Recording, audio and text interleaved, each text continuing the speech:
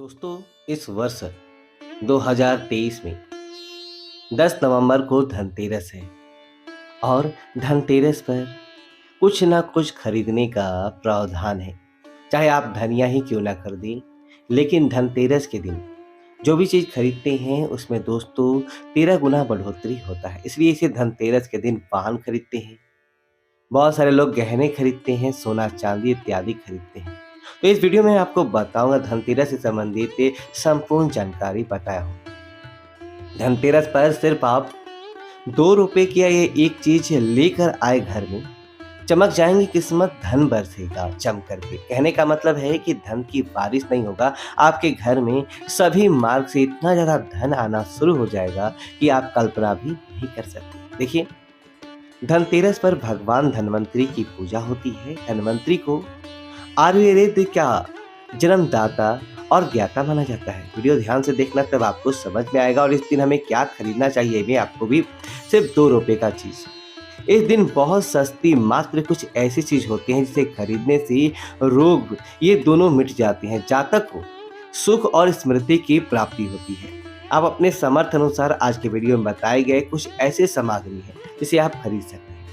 और आप जानते हैं कि धनतेरस के दिन हमें क्यों खरीदनी चाहिए, बाकी दिन क्यों नहीं खरीदना चाहिए। देखिए, जो धनतेरस का दिन होता है, ये धन प्राप्ति करने का सर्वश्रेष्ठ दिन माना जाता है।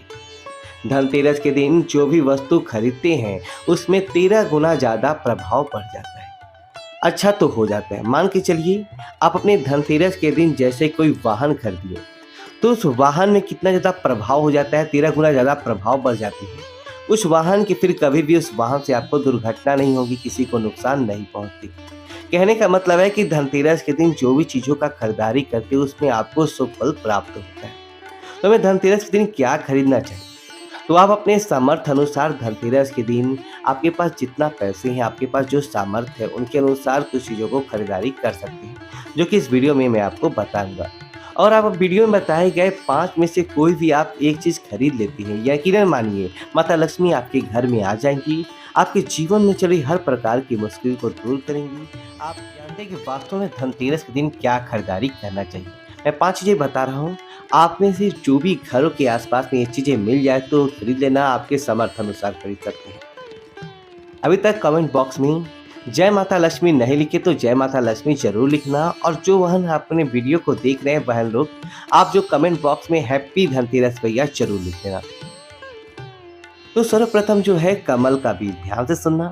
कमल के फल को जो निकालने के बाद इससे कमल का बीज निकलता है, जिसे हम कमल गट्टे बोलते हैं, कमल गट्टा भी बोलते हैं। तो इसके अंदर से जो बीज निकलता है उसकी माला बनती है, जिसे माता लक्ष्मी को सिद्ध करने के लिए इनकी माला की जप होती है। तो देखिए, जो कमल के गटके होते हैं इसे माता लक्ष्मी को बहुत पसंद है। कमल के जो बीज होता है माता लक्ष्मी को बहुत पसंद है।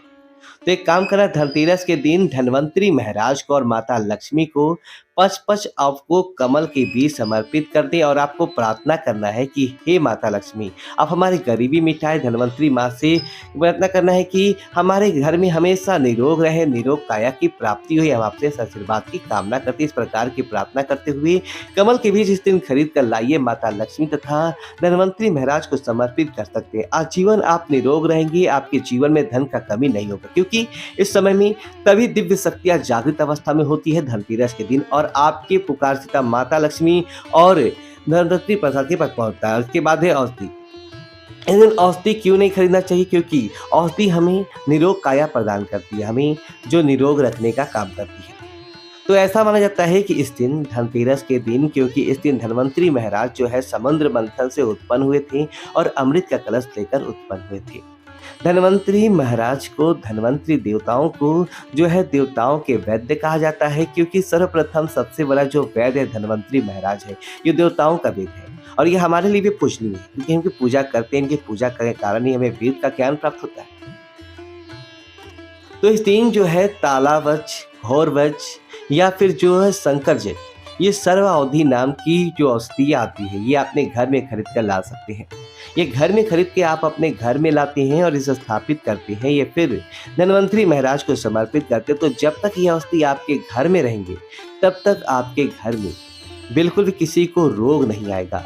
और ऐसा भी कहा जाता है कि इस दिन औषधि खरीद कर लाने पर, जैसे कि वज है, शंकर जट है, सर्वा औषधि होती है, इसलिए आप इस दिन इंद्रजाल नाम की जो जड़ी आती है वो भी खरीद कर ला सकते हैं, या फिर किसी भी प्रकार की चमत्कारी पेड़ पौधे की जो बांदा होती है या फिर चमत्कारी जो वनस्पतियाँ होती हैं, ये खरीद कर आप ला सकते हैं। धनवंतरी महाराज को समर्पित करें, ऐसा कहा जाता है। इन्हें समर्पित करने के बाद ये जो औषधियाँ होती है, जड़ी बूटियाँ होती है, जागृत अवस्था में हो जाती है। मान के चलिए किसी को लंबे समय से कोई बीमारी ठीक नहीं हो रही थी, तो इस दिन समर्पित किए गए औषधि की अगर 2 से 3 बूँद, अगर आप जो लंबे समय से बीमार पड़े, खाट पे पड़े हुए थे, चलने फिरने में सामर्थ्य नहीं थे, तो उनके नाक में इस पे 3 बूँद जो आप औषधि ला रहे हो उसके 2 से 3 बूँद नस दे दिया जाए, तो वह व्यक्ति भी ठीक होकर के कुछ दिनों के भीतर चलने फिरने लायक हो जाते हैं। कहने का मतलब है कि इस दिन सभी प्रकार की जो औषधि होती है उसे जागृत करने की जरूरत नहीं पड़ती, स्वयं जागृत होती है। इसलिए इस दिन औषधि ला करके जो समर्पित जरूर करें। इसके बाद है गोमती चक्र और कौरियाँ। तो देखिए, जो कौरी होती है, बचपन में हम काफ़ी खेले हैं, गोमती चक्र होते हैं, ये भगवान विष्णु से उत्पन्न होते हैं। ये धार्मिक कथा के अनुसार जो गोमती चक्र भगवान विष्णु से उत्पन्न हुए हैं, कौरी माता लक्ष्मी से उत्पन्न हुए, इसके बारे में एक कथन भी बता दूंगा। तो इस दिन आप अपने सामर्थ्य अनुसार 5 गोमती चक्र और 5 कौरी जरूर लाना। पीले कौरी जरूर लाना। पीली कौरी को माता लक्ष्मी का वाहन कहा जाता है, क्योंकि माता लक्ष्मी भी समुद्र मंथन से उत्पन्न हुई, समुद्र से उत्पन्न हुई, और कौरी भी समुद्र से उत्पन्न हुई है। ऐसा कहा जाता है जिस स्थान में कौरी हो वहां पर माता लक्ष्मी स्वतः ही खींचे चले आती है। जिस प्रकार से चुंबक होती है, लोहा को अपने आप आकर्षित करने का काम करता है, उसी प्रकार की कौरी है जो धन लक्ष्मी को अपने तरफ आकर्षित करता है। तो हमारे धर्मशास्त्र कहते हैं कि इस दिन गोमती चक्र और कौरी माता लक्ष्मी को जरूर समर्पित करना चाहिए। गोमती चक्र समर्पित करने से जो गोमती चक्र का स्वभाव है कि आपके जीवन में चरित्र परेशानियों को समाप्त कर दे। गोमती चक्र का सरल प्रभाव है, यह स्वयं प्रभाव दिखाती है। जिस घर में गोमती चक्र रखा हो उस घर में किसी प्रकार का बाधा नहीं आने देता। तो गोमती 5 आपको गोमती चक्र लेना है, 5 आपको पीली कौरी लेना है। अगर आपके सामर्थ्य है तो आप जो 21 गोमती चक्र और 21 पीली कौरी जरूर ले लेना, और आप जो माता लक्ष्मी को इस दिन समर्पित कर देना। ये फिर घर के किसी बच्चे को नज़र दोस्त लगे हैं या घर में किसी बच्चे को चलती नज़र दोस्त लग जाती है, तो यह काम जरूर करना। इस दिन गोमती चक्र को लाल कपड़े में बांध करके जो छोटे बच्चे को नज़र दोस्त लग जाते हैं उससे पहना देना, आजीवन नज़र दोस्त नहीं लगेगा। फिर जिनके घर में लंबे समय से बीमारी है, जो बीमारी से छुटकारा पाना चाहते हैं, खुद आपको कोई रोग हो, आप चाहते हैं उस रोग से आपको मुक्ति मिल जाए, फिर आपको कोई लोग ऊपर में किए कराया कर देते हैं, तो आपको इस दिन 7 गोमती चक्र लेना है और सीधे से 7 बार उतारा करके इसे बहते जल में प्रभावित कर देना है। बहते जल के निर्मल धारा में प्रभावित कर देना है। बिल्कुल ही जल की धारा के साथ ही आपके शरीर में किए गए तंत्र विकार गोमती चक्र। झाड़ू इस दिन क्यों खरीदना चाहिए? क्योंकि झाड़ू को माता लक्ष्मी का स्वरूप माना जाता है। धर्मशास्त्र भी कहते हैं कि जो झाड़ू है ये राहु है, तो जो झाड़ू है हमारे घर से कचरे को बाहर फेंकने का काम करते हैं, अर्थात ये बाहर निकालते हैं। झाड़ू से हम कचरे को साफ करते हैं, तो झाड़ू किसे लक्ष्मी कहा जाता है, कचरे को राहु। तो झाड़ू रूपी जो लक्ष्मी है, इसे कचरे रूपी राहु को हमारे घर से बाहर फेंकने का काम करते हैं। जहाँ पर गंदगी वातावरण हो वहाँ पर राहु आते हैं, वहाँ पर केतु आते हैं, वहाँ पर फिर नकारात्मक चीज़ों की प्रभाव पड़ते हैं। इसलिए झाड़ू घर में रखने से झाड़ू को सकारात्मकता यह लाती है। माता लक्ष्मी के ही स्वरूप कहते हैं। तो धनतेरस के दिन 2 जोड़ा झाड़ू जरूर लाना चाहिए। आपको जोड़े के स्वरूप में झाड़ू लाना चाहिए। इसे ला करके जैसे देवी माता लक्ष्मी की आपको पूजा करते हैं उसी प्रकार से झाड़ू की भी पूजा करना है, और इसे अपने प्रार्थना करना है कि हे माता लक्ष्मी, आपकी कृपा से हमारे घर में पूरे साल पूरे वर्ष से भर धन की कमी ना। इस प्रकार की प्रार्थना करना है। झाड़ू को माता लक्ष्मी के स्वरूप आपको मानना है। झाड़ू माता लक्ष्मी के ही स्वरूप कहे गए हैं। इसके बाद है धनिया। मैंने पिछले वीडियो में बताया था कि धनिये का जो संबंध होता है सीधा धन की देवी माता लक्ष्मी से होता है। देखिए, आज भी ग्रामीण क्षेत्रों में धनतेरस के दिन धनिया बोए जाते हैं। ऐसा माना जाता है कि धनतेरस के दिन कोई भी के व्यक्ति धनिया खरीद के लाए और इसे बोते हैं, तो ऐसे व्यक्ति के जीवन में जैसे जैसे धनिया कार्य में बढ़ना शुरू होता है, वैसे वैसे व्यक्ति के जीवन में चरी परेशानियाँ या धन संबंधित परेशानी हो या किसी प्रकार का परेशानी हो, परेशानी दूर होता है। जैसे जैसे धनिया का कार्य बढ़ता है वैसे वैसे व्यक्ति की अध्यात्म में उन्नति होता है। तो कैसा करना होता है? पर तो आपको मार्केट से 1 मुट्ठी धनिया खरीद कर लाना है, चाहे तो आप 1 किलो भी लेकर आ सकते हैं, लेकिन उपाय बता रहा हूँ, उसमें आपको 1 मुट्ठी धनिया चाहिए। 1 मुट्ठी धनिया को लाल करके वस्त्र में आपको डाल देना है। उसे माता लक्ष्मी के श्री चरणों में समर्पित कर देना है। आपको प्रार्थना करने की, माता इस धनिया से हमें दुर्भाग्य दूर हो।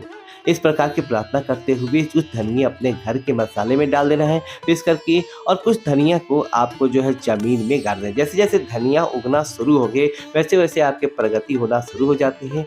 फिर ये लगाए हुए धनिये को, जो कच्चे धनिया होता है, आपको विशेष आपको सब्ज़ी के रूप में इसका प्रयोग कर सकते हैं। इसे खाना चटनी भी बनाकर पका खा सकते हैं। जैसे-जैसे आप इसे खाना शुरू करेंगे, जैसे-जैसे रहेंगे, आपके जीवन में अध्यात्म उन्नति होना शुरू हो जाएगी। ये देखिए 5 उपाय बताए, सबसे सरल उपाय बता रहे हैं, जिस उपाय से आपका भला होगा, आपका कल्याण होगा। तो अपने समय अनुसार 5 में से कोई भी एक वस्तु अपने घर में ज़रूर खरीद के लाइए, आपकी अध्यात्म में उन्नति होगा। ये वीडियो आपको कैसा लगा कमेंट सेक्शन में ज़रूर बताएं। वीडियो को लाइक करें, कमेंट बॉक्स में जय लक्ष्मी माता लिखें।